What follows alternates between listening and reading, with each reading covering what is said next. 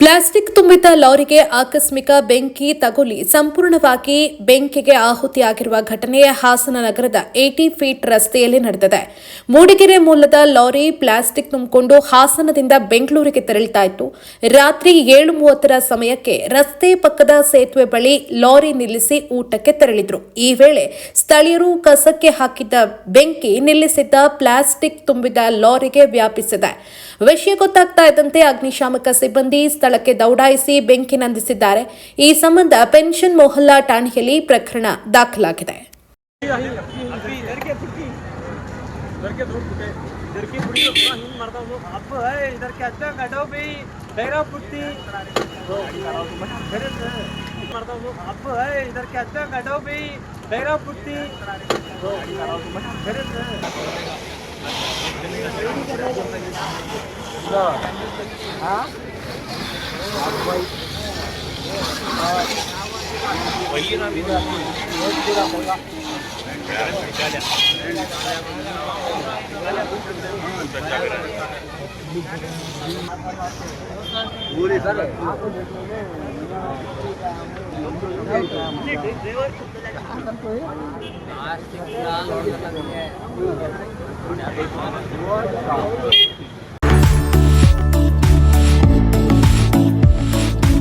ಚಾರ್ಧಾಮ ಪ್ರವಾಸ ಮಾಡಲು ಸುವರ್ಣ ಅವಕಾಶ.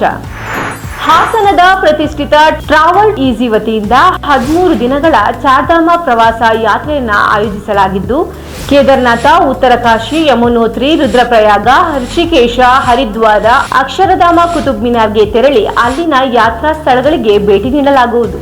ಯಾತ್ರೆಯಲ್ಲಿ ನಿಮಗೆ ಬೇಕಾಗುವಂತಹ ಊಟ, ತಿಂಡಿ ಹಾಗೂ ರೂಮ್ ವ್ಯವಸ್ಥೆ ಮತ್ತು ನುರಿತ ಅನುಭವಿ ಗೈಡ್ಗಳು ನಿಮ್ಮ ಜೊತೆಯಲ್ಲಿರುತ್ತಾರೆ.